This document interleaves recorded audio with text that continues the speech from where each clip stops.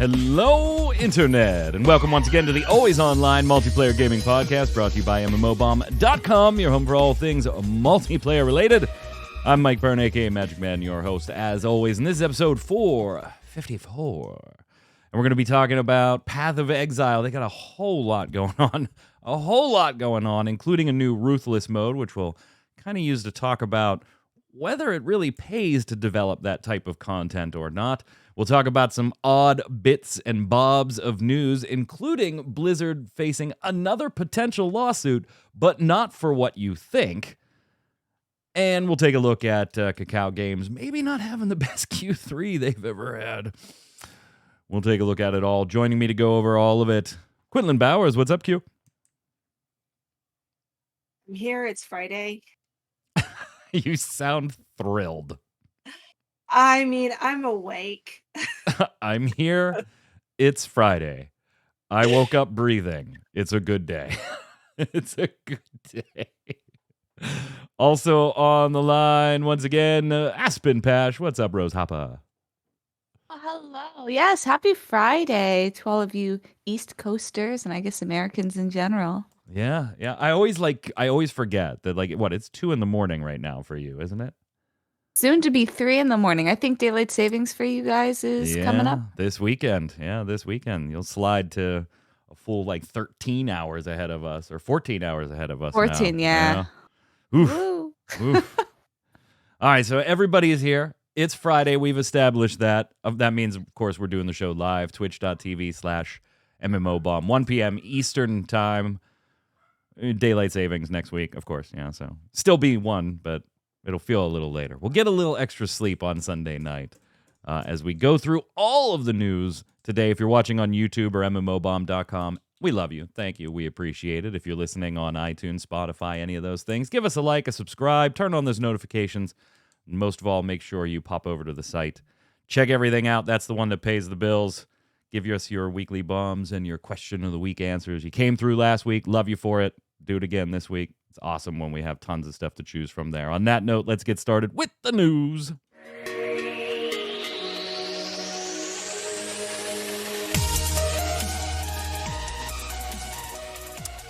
Yeah, chat. I mean, could be potentially the last daylight savings ever. Yeah, could be. Although they've been batting this one back and forth for decades now, so I really wouldn't get my hopes up on that one. We'll see. I do like how we have some states, Q, that are just like, nah, we're not doing that. No.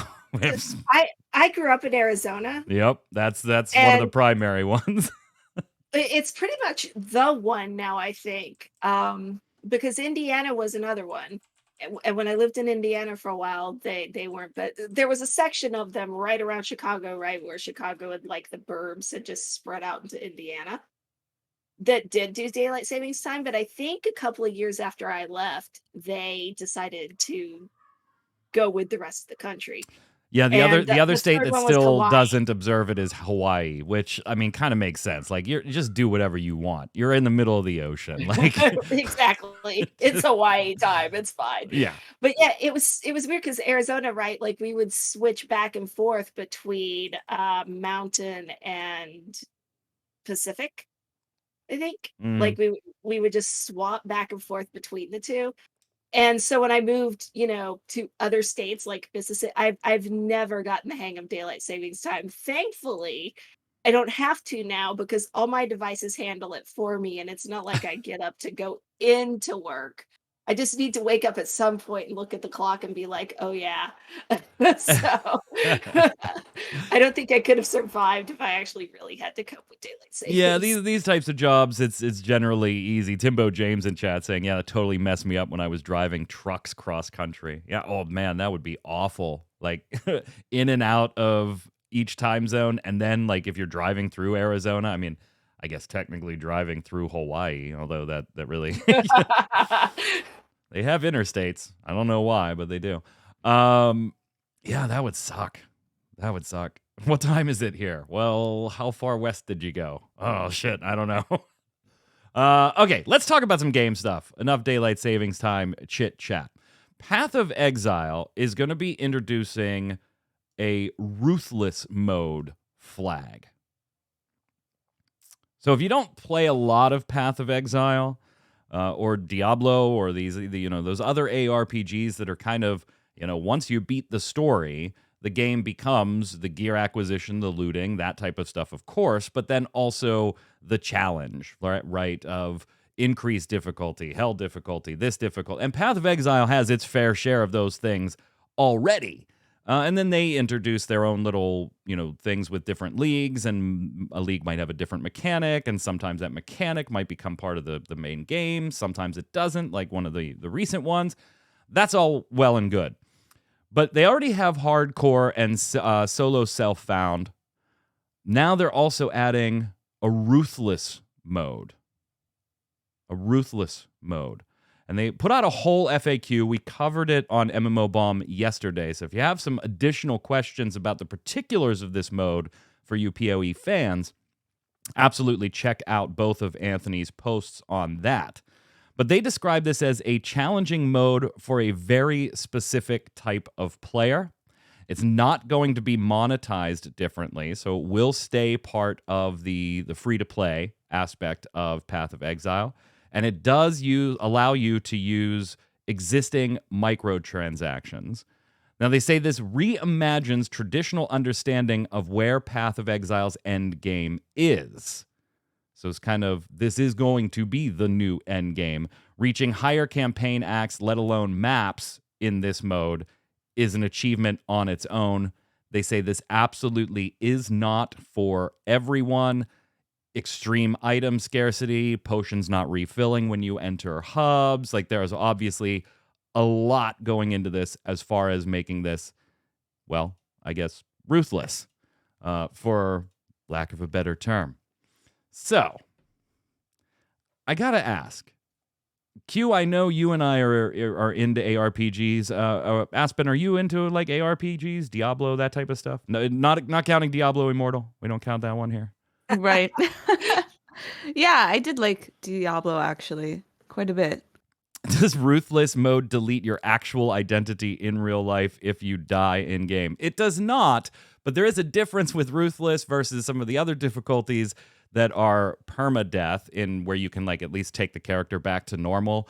If you die in Ruthless, that character's gone. You can't take it back. So there are different death penalties. But no, I believe they still let you live in real life. Q, does this have any appeal to you? I don't think I've ever personally been so invested in any ARPG that this would be something that I would play. I readily acknowledge that, and so do they, that this probably isn't for everyone, and it probably isn't for me. I just don't care enough about, that type of challenge. But I understand some do. So I think this kind of falls into the same area of, say, the Souls games and stuff like that. We were actually talking about it the other day because a couple of friends of mine are running through some of those games. And, a lot of times, right, you'll catch me arguing for the make things a little bit more accessible because you want people to play the games. But I like this too, because it does give you if you want to be super hardcore about playing the game, you can, right, without it impacting anybody else really. So it for the people who want those challenges, I mean, it's the same thing as throwing ultimates or savages or whatever in. It may not be for me, but it's for somebody, and I'm glad it's there for the people who want it.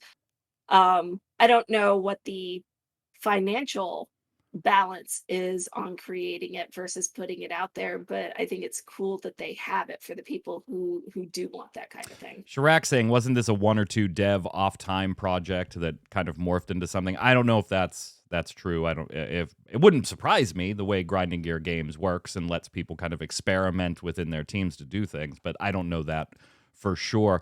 You bring up Dark Souls, Demon Souls, the whole Souls series. And I think there's a key difference there, right, Aspen, in that those games are specifically made to be punishing from top to bottom. Now, obviously, there are various difficulties and self-imposed challenges that you can do, and we've seen God mode runners or SL1 runners and things like that in the Souls series, imposing those own self-challenges. But those games are literally made to be that way from beginning to end. Where here you have Path of Exile, you mentioned Final Fantasy 14 Q, where this is an additional feature. So I think it's a little bit of a different ball game, isn't it? When you design a Souls game, you're selling it to the entire game in its entirety to the Souls audience that wants that content. Now, whether or not that audience is big enough is going to determine whether you get to make more games. This Right. being Well, something additional, kind of added to a different experience as a whole, kind of makes it fall into a different bucket for me, I think. I think, well, my point though was that I typically argue the other way. Right. Like, I'm all for games that challenge people, but I'm also for letting more people play your games. And if that means creating, different difficulty levels in order to do that, then that's what I would generally argue for.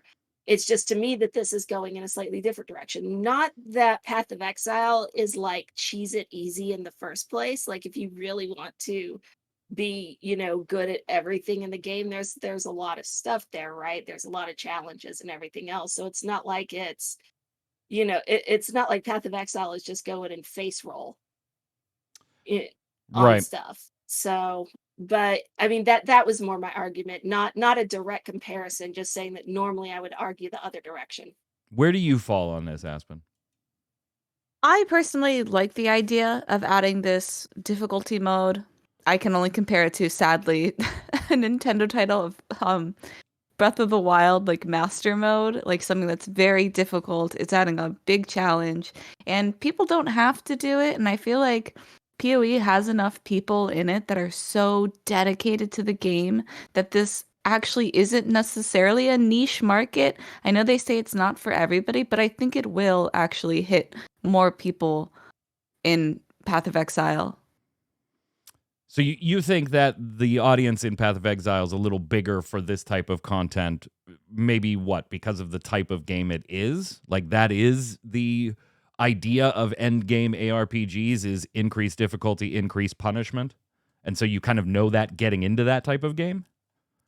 I mean, maybe a little, but I feel like it more so on the lines that the game's been around for a while, and then fans that have been there since the beginning might be looking for an extra challenge or something that is so final. Like, if my character's dead, it's dead. Like, this is something I'm not going to grind through necessarily. I'm going to take my time, be more strategic. It's that extra layer that might be enticing to people who have been with the game for a very long time and do feel like they need a little bit of something else, but they really like the game, so they don't want to change to a different title.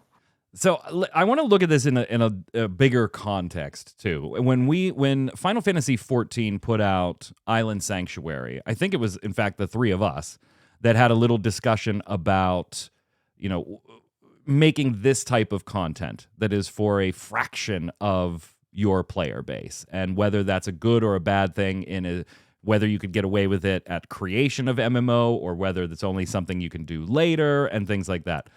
But MMOs in particular, they do this thing, right, that you just don't see in any other real genre. And we're going to call Path of Exile an MMO for the sake of this discussion, simply because it does cater to multitudes of players, not saying that it's an MMORPG. But when you get that latest single-player game, Q, right, that one you were waiting for, and you get it, and you boot it up, and you play the hell out of it, and you're done, right? There are metrics that the team looks at that says, this is stuff that players liked, this is stuff that they didn't, this is content or systems we put in here that people really didn't engage with at all. And they use those metrics in the sequel to the game to say, all right, we're going to cut this system because 3% of players were using it. So we're just going to get rid of it. There's no reason to sink dev time or resources into it. Where MMORPGs in particular, on the other hand, they sink a ton of time and resources into content that they full know 1 or 2% of the player base does it, right? High-end mythic stuff in World of Warcraft. Savages, ultimates, and extremes to varying degrees, depending on which ones they are experienced by smaller and smaller and smaller player counts.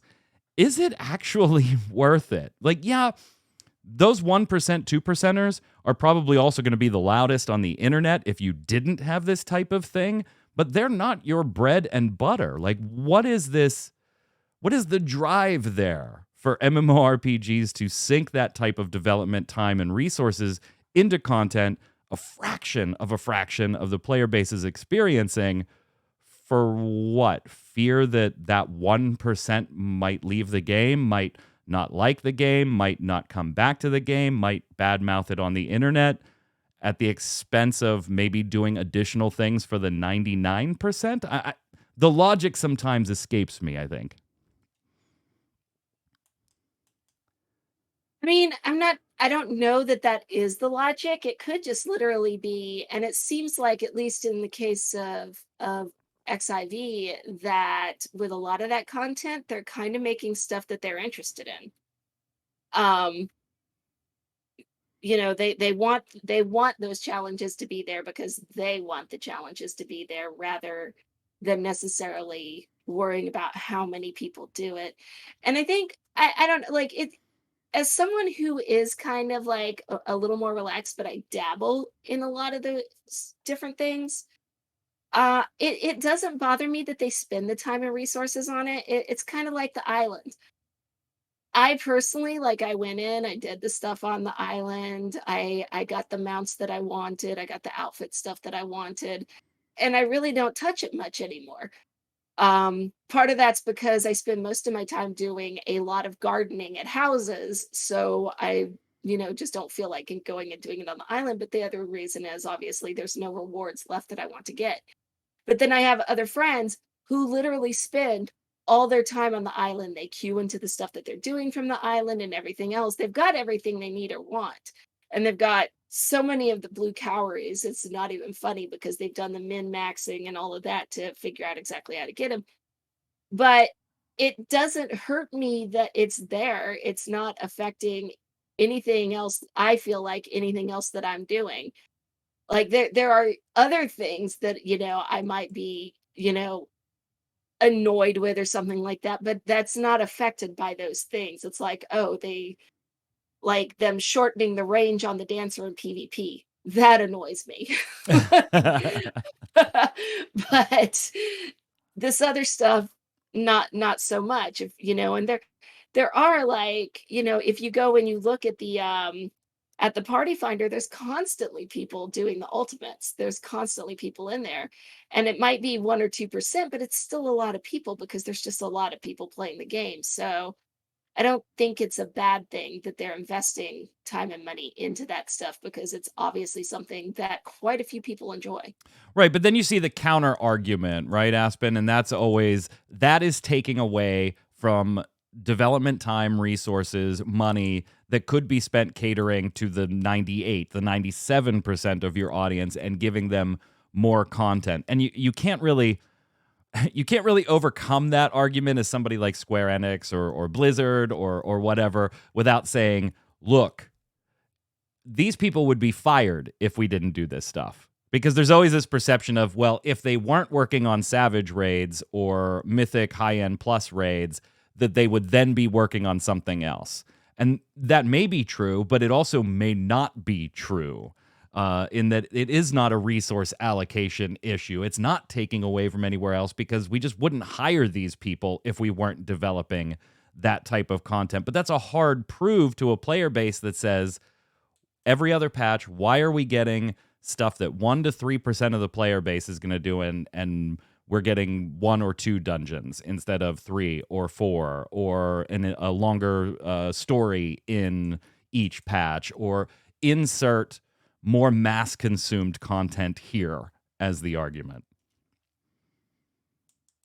Right. Well, like, honestly, I would like to have numbers on things to see if it actually does make a difference on spending time on these smaller projects that might be targeting to a smaller audience, like to be more specific. But like without those numbers, all I can say is that I think the reason that companies decide to go this route of smaller content, like looking from a business perspective, it's just not feasible to create big content every single patch. So they kind of have to think of a way to create content, even if it is for a smaller audience, so they could release that patch after patch. Like they can have those like sprinkles of something rather than big data every single time, because I just don't think it's possible. And then I think by trying to force yourself into these big content updates time and time again, it's going to be lackluster, and like the story's going to struggle, or some aspect of it is going to struggle. So I think there's more to it than just, oh, the devs should be spending their time on bigger projects than smaller projects. Not enough people care about these smaller projects. I think, I don't know. I kind of agree with Q on it. Like, I like to try to be different, so it's more of a discussion on the podcast, but honestly, I really do. I agree with Q. So Timbo James says, and I don't agree with this one, I wouldn't say it wasn't justified. That would be like saying the accessibility options aren't justified because it may be a minority that uses it. That argument, Timbo, respectfully, I don't equate the two. You're talking about the ability to interact with the software itself versus a piece of content that is too difficult for somebody, that they don't have the desire to kind of overcome. I don't think you can quite make that comparison. I see your point. I just don't think that comparison can quite be made, because you're talking about optional content versus being able to interact with the software, period, if you need some type of accessibility accommodation. So a little different, I guess, maybe in my own mind. Or if I took the point incorrectly, Timbo, let me know. I don't know. It's just weird. We like look at every other business and every, what are the most people at your shampoo store buying? Okay, I'm going to stop making the ones that sell 2 or 3%. It's not worth my time to make a batch of that just to have it sit on the shelf, and occasionally I'll sell 1 or 2 bottles. We're going to make a video game. Our sequel, we're going to take out some of the things that players didn't engage with all that much. But MMORPGs, like, it's almost like, I keep going back to like this MMORPG checklist, right?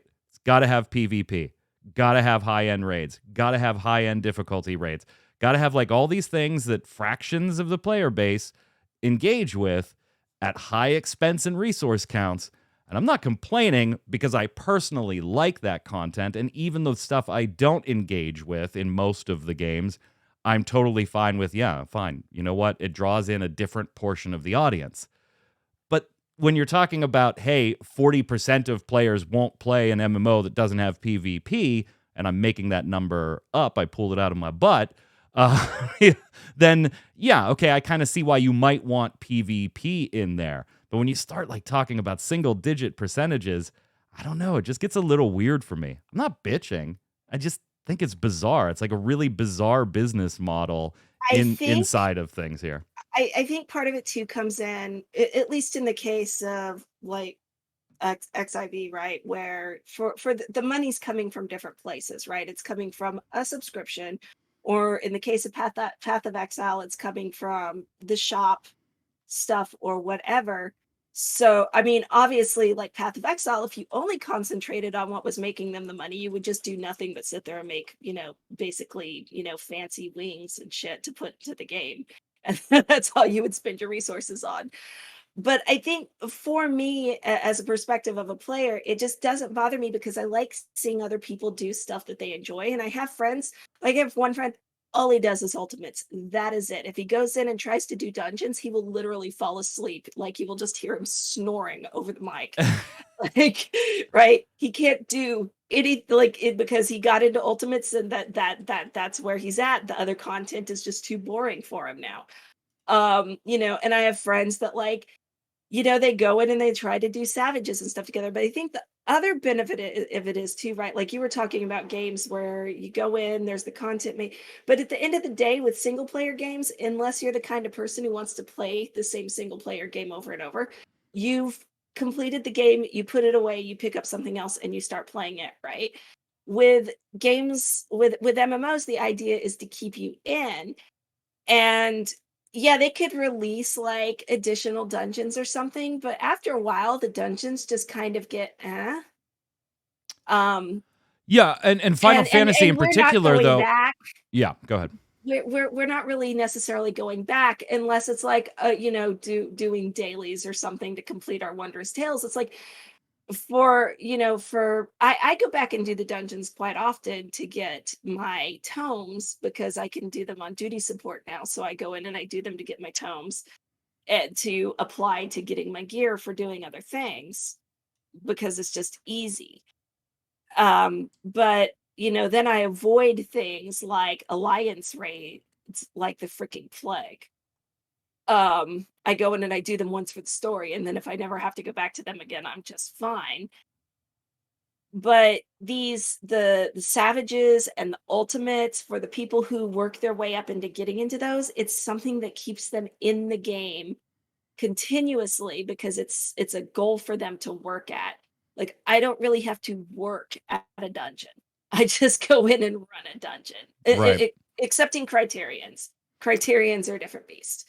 But Timbo clarifying say he wasn't really making that comparison, and I apologize. I assumed the pronoun there, Timbo, just on Timbo, but wasn't making that comparison to accessibility in the way that I presented it. Just kind of pointing out there's a group of people that use a small group of people using some piece of the game. But here's the thing, though, Aspen. If you look at Final Fantasy XIV in particular, you can make the argument that type of content is costing development in other places. If you go back to A Realm Reborn, 3 dungeons per patch. If you go back to like Heavensward, it was 2 dungeons per patch. And we've seen the development timeline and quantity of dungeons decrease since 2.0 and all of its subsequent patches started coming up through all of the expansions. So there is the argument of you were adding at the time these savage and extreme modes, and remember they played with like hard mode and stuff like that on dungeons for a little bit, but you actually do see a decrease on side A and a decrease on side B. And I don't think, Hugh, you're wrong, right? Dungeons are very disposable, for lack of a better term, particularly how they're done in Final Fantasy XIV, where aesthetically and story-wise they might be interesting the first time, but it's mob, mob, mob, boss, mob, mob, mob, boss, mob, mob, mob, boss in a straight line. Typically, they're not very compelling pieces of content that you want to go and do over and over and over again. By the same token, though, don't you have, Aspen, that same argument for savages and extremes? Once your guild has killed it and everybody's got their weapon, you're not going back there. Right. So you might not go back. I don't know. I feel like I'm just gonna keep saying the same thing over and over again. Because hear me out. Like when you think of, because you even mentioned yourself, you're like MMOs, like they have this vendetta, they have this list of things that they keep doing over and over again. This small section of people play this type of content. Also, sorry if you hear my birds in the background. I think No, I you're woke fine. them up. Okay. So you have that like small group of content, but an MMO is huge, and I think that's why MMOs do it. There's so many people, and I personally don't see an issue of just spreading out content over a various number of different sections to try out and see how it goes. And again, there is somebody who likes that small section of content. Like I think looking at it from the flip side, like let's say they made something just catered to you, Mike. It's just for you. You are in That'd be that sweet. 2%. Right? More Wouldn't that be developers should do amazing? that. Yeah. See, like I think maybe that just hasn't been discovered yet in the MMOs that you're playing. Maybe but I think if you look at from the 2% and if you are in that 2%, it kind of changes the narrative just a little bit. True. And again, like if Path of Exile, if Chad is right, and this was kind of like a side project by a couple people to just see if it could work, and then they kind of ran with it, that's a bit of a different development story, right? Than just, hey, we're going to bring a team on to make something more difficult, so it might not be the resource draw that it turns out to be. I just think it's interesting.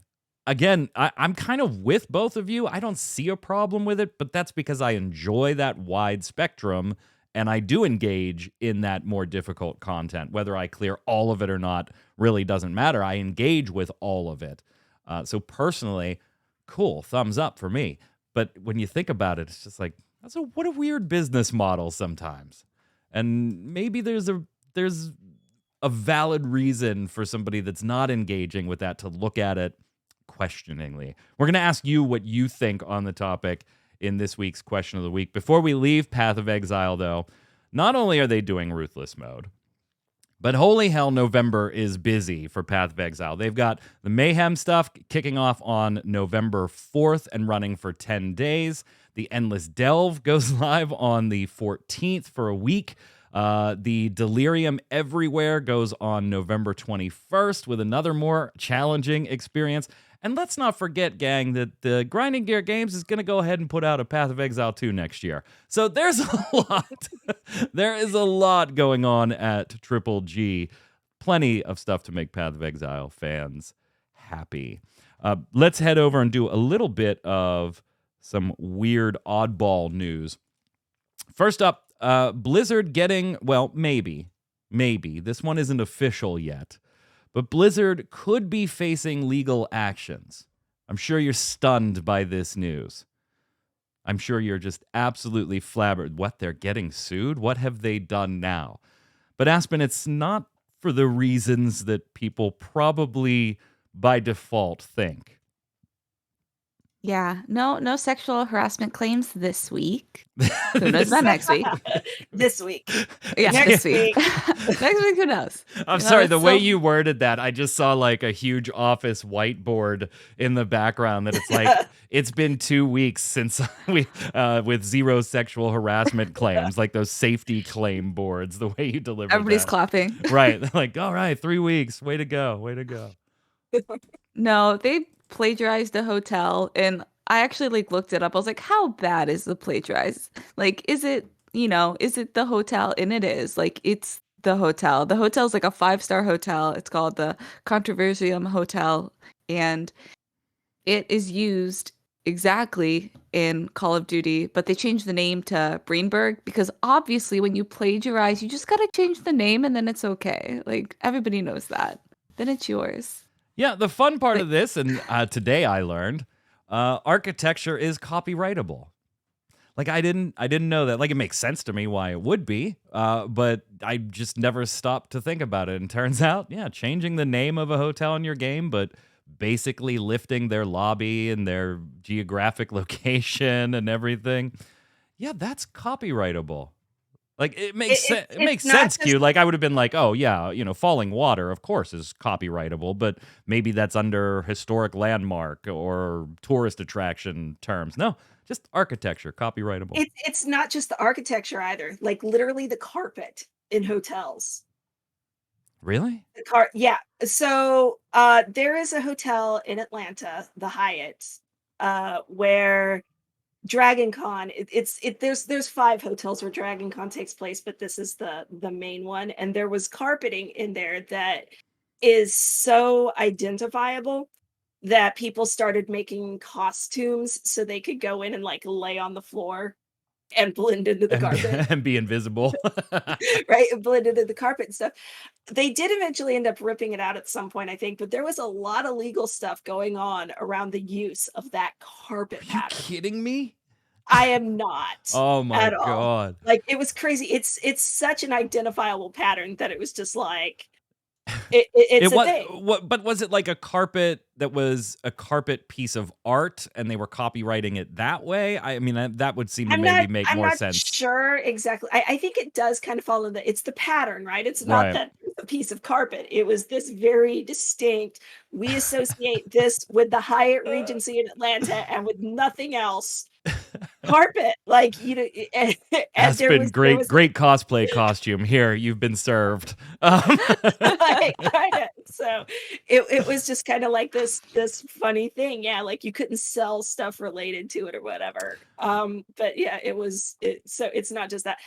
But I mean, too, I think it's probably not just the copy, because the thing they said, right, is they don't want their company associated with things that promote violence. Yeah, with people getting shot up in your lobby. Exactly. So they made the interior and the exterior of this hotel. And obviously, based on the pictures, some of the gameplay takes place inside the hotel. And, if you're doing a movie, you go and you ask right? Hey, can we use your place as a thing for scenes that we're shooting? But I guess I don't know, Activision Blizzard just thought it didn't work that way because they're a video game company and not a Yeah. film company. I Viper don't understand the Viper logic. comments on the piece and couldn't be more right. Wouldn't be the first time Call of Duty devs plagiarize something, probably won't be the last. Couldn't be more right. Here's a weird ass collaboration for you. I actually, before I assigned this, I think Aspen, did you write this one? Yes.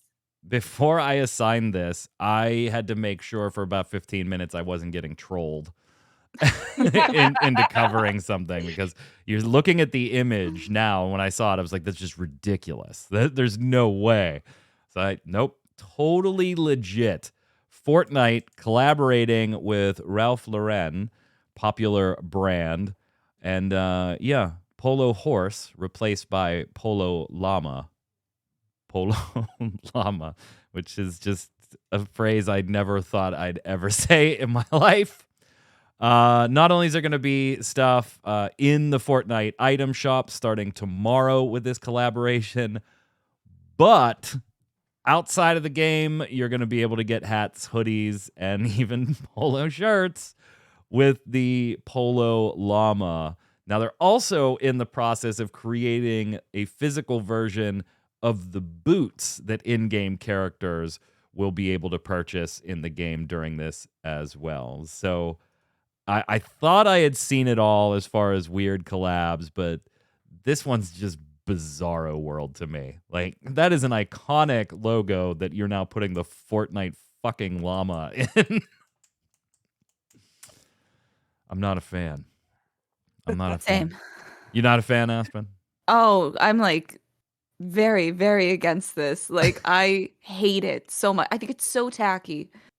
It is. Ugh. It is to Cal. Now I need to go rewatch The Emperor's New Groove. Llama, llama, no llama. Hey, Q, do you want some boots? You want some polo boots with No, you know what's funny llamas? about this is I couldn't find the tweet, but I saw like 2 days ago a tweet from somebody either at at Smite or High Res or whatever, where they were talking about collabs and talking about how you have this kind of stuff from freaking Fortnite while Smite and Paladins and stuff are doing collaborations. They're Teenage Mutant Ninja Turtles. Like, which one has the cooler collabs? I think I'd go for the Teenage Mutant Ninja Turtles collaboration personally over this thing. Right. Whatever this is. Whatever this is. What a mess. But I wonder if it's just because like I'm not a big Fortnite fan, like, or Ralph Lauren fan. Like, I also try to think of that because I know Burberry and Minecraft are doing something right now, and then Yeah. Pokemon and Puma are about to do something. But I love Pokemon, and like the Puma collab actually looks really good. I'm like, okay, maybe I'm just biased because I'm not into Fortnite. Maybe that's what it is. Or maybe it is just really tacky. I'm not sure. Some in chat think it's tacky, but they love it. They love it. Like, there is a charm and a funny to it, but I'm just kind of like, ugh. I literally thought it was a joke. I had to research it for 10 or 15 minutes before I assigned it to Aspen because We do onion pieces now. You're right. Yeah, we're just going to start covering things from the onion. In other weird oddball news, Black Desert Online pulled their Halloween events early. They pulled them all down early after basically that crowd surge thing in South Korea where like 150 plus, 154 people died in a weird situation, crowd surge, like almost stampede, people being crushed and stomped. There's a bunch of people investigating it, tons of cameras. I mean, we're not going to go into that. It's a very tragic situation, and our condolences to anybody impacted by that event.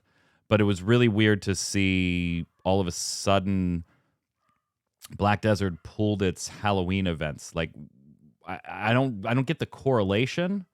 I really don't. And they said, hey, when we pull these in the next patch, we'll provide more details.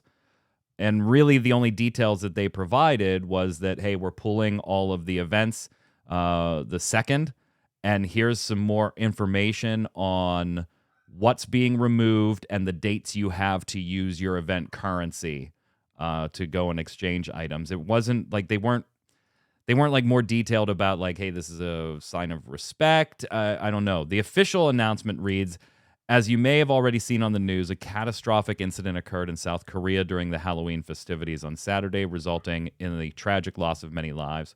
In light of this terrible news, we'll be ending the currently ongoing Halloween-related events and promotions during the scheduled maintenance on Wednesday, November 12th. We ask for your understanding, and we will provide more information in our maintenance notice. Our sincere condolences to all affected by this tragedy. I guess maybe being a South Korean company, Q, and it was a Halloween event that, hey, we're going to get rid of our Halloween events in games as a show of respect. And while certainly nice, I don't really see a benefit to pulling it. It just seemed weird to me. I think it's just one of those things, and I do think you're right. It's because it was at a a real world Halloween event that this thing happened. Um, it's kind of similar to when when America has a shooting or something, and a game company goes, well, we were going to release our shooter this week, but we're going to wait on it a little bit. Like, it doesn't really change anything, and the shooter is going to come out, but it's kind of like, just to make people feel better, we're not going to put this thing out right now. Or like we've done it before, writing about stuff, and then we go, maybe we won't write about this incredibly violent game right now. So Yeah. I think it's kind of that same thing. Like, none of it really makes a difference in the grand scheme of things. It just makes it feels a little more respectful on our end, and maybe we're not upsetting people that way. And I think it's the same thing for them. Like, so it feels weird to us because, like, we're not in South Korea and we weren't involved in it, but To Cal's you sake, just sometimes the benefit is just not to stick your face in the fire, see a potential PR hole, and just avoid it. Yeah, just a weird one. Like, okay. I mean, it's not like the Halloween event had, I don't know. Whatever. Cool. It was just on the scale. Like, it was huge for South Korea. Yeah, Like, it was like the whole situation is bizarre. Like, they still weren't sure what even caused this surge and stampeding thing. Like, it was bizarre. yeah, so I think it was also like a respect thing, and I think it was definitely the right decision to make. And who knows, also, like, they said they were going to release more details and then they didn't. Like, it maybe no one in the company was involved, maybe a daughter at the company was involved. Like, we don't know to what extent, because they are a South Korean company. So Yeah, good point. Like, maybe, and that's something I hadn't considered. So nice bring up on there. Is like, maybe there are employees that would rather not be working on a Halloween event, having just been impacted personally in some way by those events as well. Yeah, good point. Really good point, Aspen.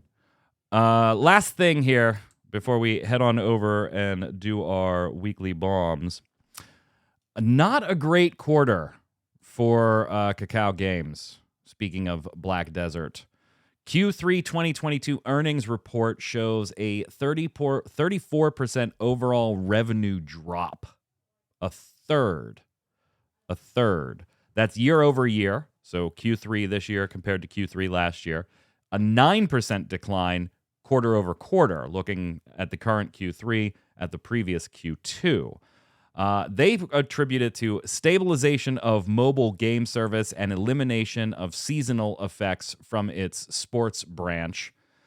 Getting huge influxes of cash like EA does when the new Madden comes out, but then they don't have that going forward. So, yeah. They call it a natural decline from existing titles, but that's a pretty big one. However, they do have some things on the horizon that I want each of us to take a look at real quick. We've talked about some of them on this show because they're kind of pinning their rebound hopes financially on a few key titles. The first one being Dysterra. This is that kind of survival shooter resource gathering and building game. It's gone through a couple of tests. That's going to be coming out soon. I think that's by the end of the year. And then November 24th, globally early access for Dysterra. And then they've got some other things coming in Q1. So let's run through a couple of these titles, and we'll kind of get our thumbs up or thumbs down. Are we interested? Chat, throw yours in there as well so I can kind of sum up all of yours. Dysterra, I'm going to give it a thumbs down. I'm not personally interested in yet another survival shooter game, even in a sci-fi setting, which you think would lend itself to me a little bit. I'll play it for the first look, but it's not one that I'm like, I can't wait till that comes out. What about you, Q? It's one of those games that I forget exists until we write about it. That's stunning. Aspen? Yeah, it's a pass for me. All right, so Kakao not looking good on that front with a very small sample size, admittedly. A very small sample size, admittedly. Chat, you looking forward to Dysterra at all? Give me some thumbs up and some thumbs down. Then, and I can't wait to show this B-roll, we've got Arcage War, which for some reason my B-roll froze on Arcage War, so we'll do a quick swap. Nope, didn't work. Didn't work. Boop. Boop. Boop. There we go. Arcage War, which this B-roll is going to show you absolutely nothing because we don't know a lot about this one yet. And these are going to be titles later in 2023 and maybe even some of them beyond. But a new MMORPG in the Arcage space. We already know that they're working on an Arcage 2. This is Arcage War, which we presume is going to be a bit more PvP focused. The original Arcage didn't do it for me. I doubt any follow-ups or spin-offs are going to do it for me. Aspen, we'll go to you first. Yeah, and I think their other Arcage sequel that they're working on might be an NFT title to make things better. So it's a pass for me. Uh-oh. Q? I haven't played the other Arcade, so probably not. Getting lots of thumbs down in chat, too. Like, nobody's given us a thumbs up on anything yet. On any of these. Okay, then we have, and this one's been pretty big as far as people following it, Odin Valhalla Rising. And again, I'm talking about global launches. I know some of these are available in Eastern countries under various testings and things like that. I'm talking about globally becoming available. Odin Valhalla Rising for PC and mobile. This one will be slightly restricted by region, where the other ones were fully globals. Odin coming to North America and Europe is scheduled in Q4. Ares Rise of Guardians, one we're not going to talk about, is coming out in Q2 in the East. They got so many different things. And I know a lot of people are kind of interested in Odin. The whole MMORPG, Norse mythology, there is a huge audience for that. A huge audience for that. But one of the big gripes that particularly Western audiences have had on this one, Aspen, is a lot of this is autoplay. You know, it's one of those types of MMOs where you let it do its thing and go kill things and stuff. Now, after feedback, the team has said that they are thinking about removing autoplay from the global release, but that's still like great, but it just means I have to manually do the mind-numbing things you had the autoplay doing, and they must be mind-numbing or you wouldn't let autoplay do them. So I don't know if that... I'm sure people that are like, this looks good and I actually want to play it are probably happy that they're considering removing autoplay. But for somebody that's like on the outside looking in, I'm like, does that really matter? Does that really matter that they're taking that out? It just means you have to do the mind-numbing stuff they were going to let the PC do, Q. Yeah, I don't know. I think this is actually every title that I've even just mildly looked at, I'm just not interested in what they're doing. Like any of them. I'm Misfit says it matters, but only to an extent. Yeah, I mean, you have to play now, which people are like, yeah, I want to play an MMORPG. But if you're not changing what I have to do to play it, then I don't know, man. Aspen, this, and it's a mobile one. I generally just don't have confidence in PC/mobile full-blown MMORPGs because there's always huge compromises in it as far as what you can do in game and the performance of it. I'm so sorry. You want robot I mode said for a there's bit, just and huge compromises when you do PC/mobile, and I don't generally have faith in those. Okay, I mean, got that. I got that one. There's huge okay. compromises when you're doing these kinds of things, but he doesn't really have faith in it. Oh, thank you. Q's now my translator. Yeah. But yeah, I mean, the 34%, revenue drop, I feel like it's there for a reason. Like, that's all I'm gonna say. Like, that doesn't happen overnight. Isn't part of the reason though, like, still revenue drops from like all the video game companies getting those really huge boosts during COVID, where they were like, "Stay home and play our games, and here's some codes and keys." And Well, I mean, some of it can be, but now you're some of looking it, at Q3 of 2022 versus Q3 of 2021 at this right? But they point. still So, probably had people that were riding through for like yep. another year, and then have just slowly tapered off because And Eastern countries that's. have been a little more Mhm. aggressive with quarantining and stuff like that than we have here in the States. But you also have a 9% drop Q3 over just the quarter right before it. So losing almost 10% of your revenue quarter over quarter in a drop Yeah. isn't great either. So Yeah, I don't know, that's a man. lot. It's looking rough for Kakao. I hope some of these games do well. I've always liked working with them as a company, and I have no doubt they're going to go anywhere. But like their shareholders aren't exactly pleased with like some of their ownership stuff in Lionsgate. I think that's the one that's doing Odin. Like it's a little rocky. It's a little rocky there. Let's finish up and slide over and go do the weekly bombs.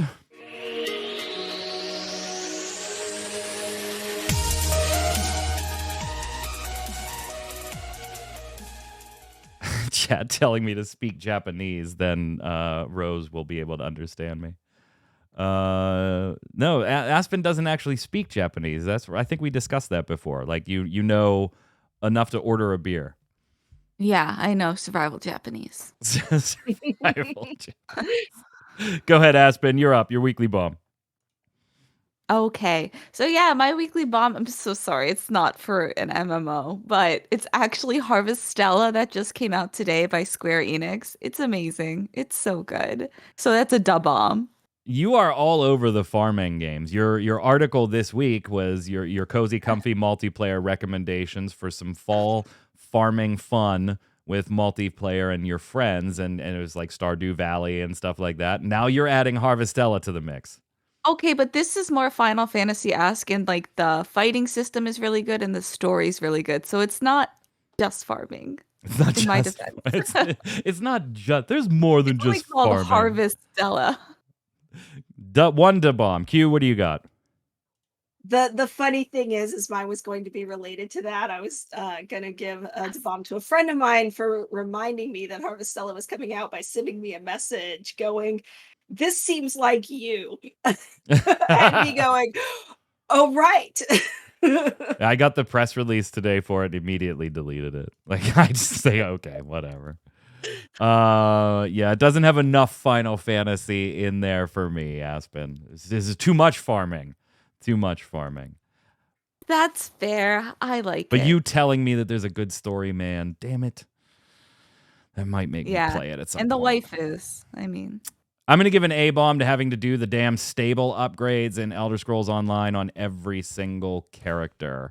If you don't know, you visit a stable master in Elder Scrolls Online once a day, and you can put a point in speed for your mount, stamina, or bag space. You can put up to 60 points in all three of these, but you can only put 1 point per day. Not in all three. Pick one of the three. So this means 180 days for you to max out all three of those items. And that's if you logged in every single day to do it, because it's a manual clicky thing. You can't that doesn't happen. You got to go do it. So you got to log in and remember to do it. And you have to do it on every single character. It's not an account-wide thing. And I am joining the cries of many longtime ESO fans in saying this should be account-wide. Stop it. Stop it. So an A-bomb from me. Nasagra says, today I learned I've spent too much time reading Steam reviews talking about our game last week because I got all of them right. And the only one that was hard for me was the one for Soul Worker. I think I'll go touch some grass now. Way to go, Nasagra. Go ahead, Q. Siguri Checker, I cannot pronounce that. I'm sorry. Cherkasov, there we go. Hello, Jason, the ghost, and the team. Enjoying podcast when walking to swim class. Thank you for all the time and company. Oh, that's kind of you. Thank you. Aww. Thank you. Go ahead, Aspen. Box, giving a da-bomb to finally getting my base stations for VR. Super cool. Waited about 4 months for them since they're on back order. Playing VR with full body, especially in the fighting games, has been a blast and something I've been doing to get a fun workout in. Hell yeah. Hell yeah. In chat, Stojanowski says A-bomb to Rockstar Games for their GTA Plus membership. Old Glory saying da-bomb to the best mobile game ever. Nike? N-I-K-K-E? Nike. Is that what it is? Nike? Yeah. Recommended to everyone to try out. No. Rose showed me that game. Is it worth checking out, Rose? No, it's like this really like it's like a waifu collector. I don't recommend it.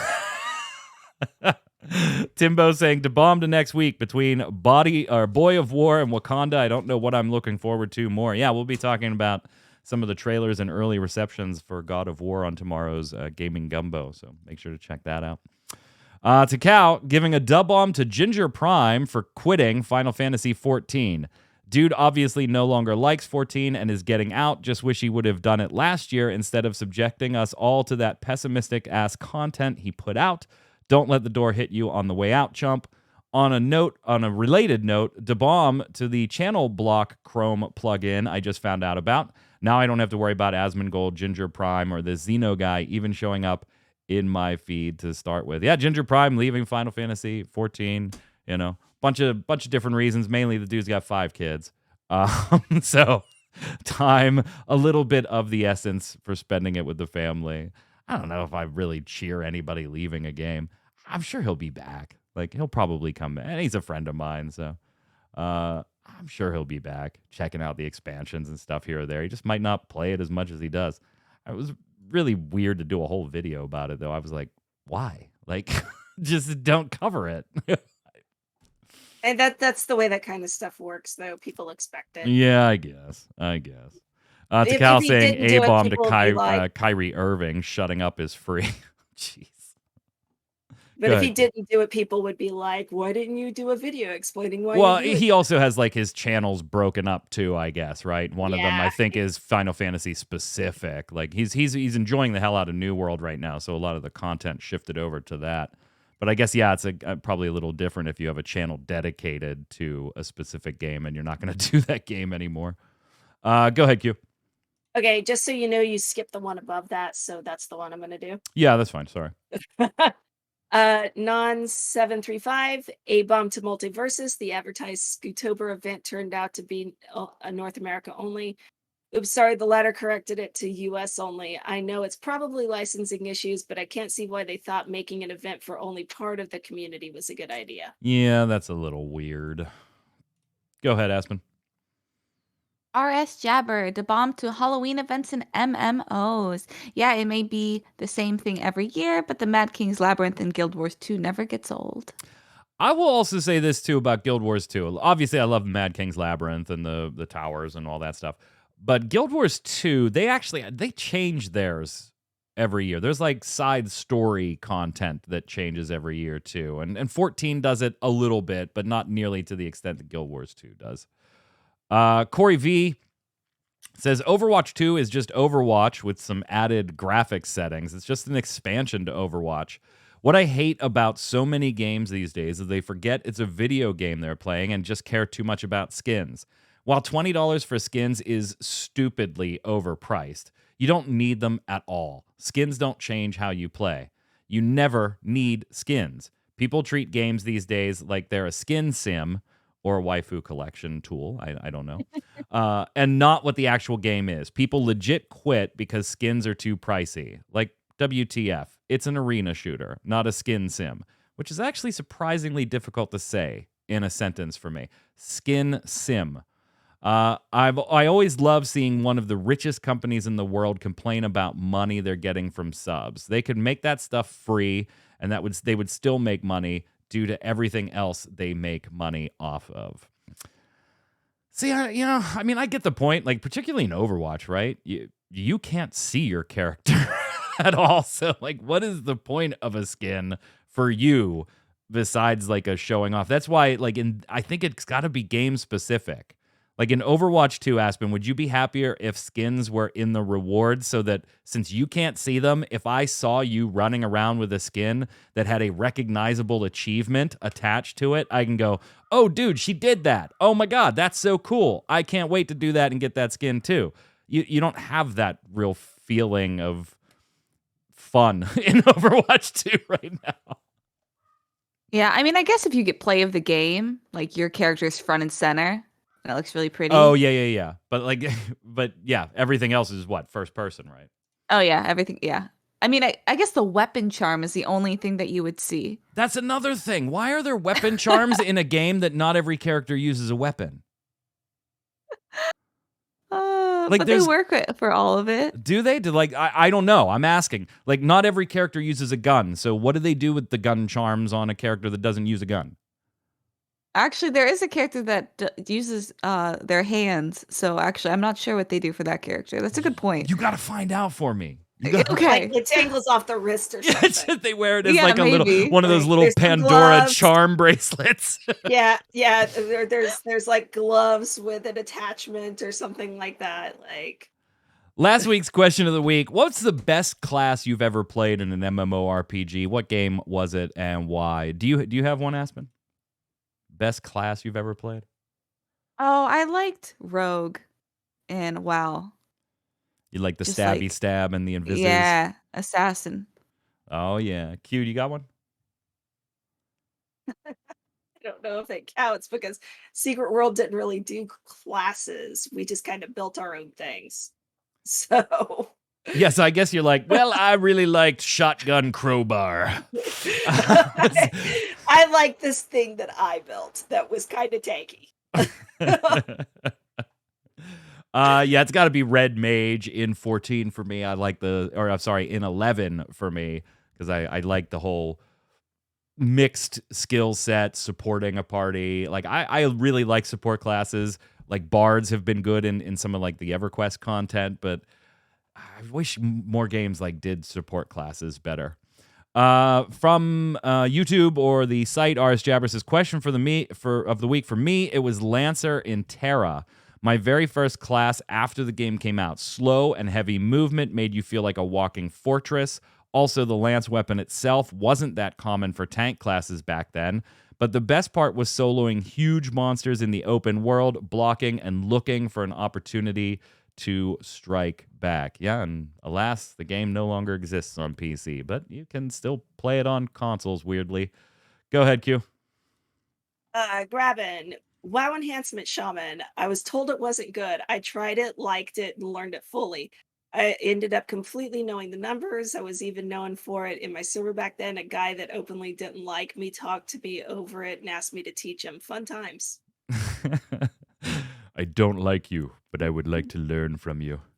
I mean, it's legitimate. Go ahead, Aspen. Tovarsk. Easy, like super easy. Bard, not your shit Final Fantasy 14 Bard, but the real Final Fantasy 11 Bard, where you had to sing your songs and pull to keep the experience flowing with infinite pulls and buffs. Oh man, that was good. Yeah, I agree. Timbo in chat saying, not an MMORPG, but an ARPG. Champions of Norath had a pally with a floating hammer that I loved because it would go off screen and kill people, would get me levels above everyone else. Takao saying, Final Fantasy 14's Black Mage. Why? 2 words, Xenoglossy crits. They are nice. They are nice, aren't they? Question of the week this week for you. what we were talking about earlier. Should MMORPGs really spend time, money, resources creating content that only a small fraction of the player base will ever really do? I'm not talking about trying something new, by the way, and I guess I should have said that earlier, right? That's something different. Hey, we don't have anything like Island Sanctuary. Let's spend some time and money and see if this gets accepted. I'm talking about things you have the stats for. How many people are clearing Mythic plus 20s? How many people are clearing, Savage X, Savage Y? When you have those stats, should they be doing this? Does that widen the player base enough to make it worth it at the expense of potentially other content? Let us know how you feel in the comments below. Don't forget your weekly bombs. Bomb for something good, A bomb for something bad in the world of gaming or just life in general. We'll be back next Friday with another episode of the Always Online podcast. Until then, Aspen, where can everybody find you? Rose Hoppa across all socials. Makes it easy. Go ahead, Q. At Quitland on Twitter for now, at least. Are you thinking of leaving Twitter? Yeah. I'm Mike Byrne. You can follow me right there at magicman1, but more importantly, follow at MMOBomb, and we'll send a tweet to you every time we do a giveaway, first look video, news article, feature, interview, and more. Stay safe. We'll see you on the servers. Later.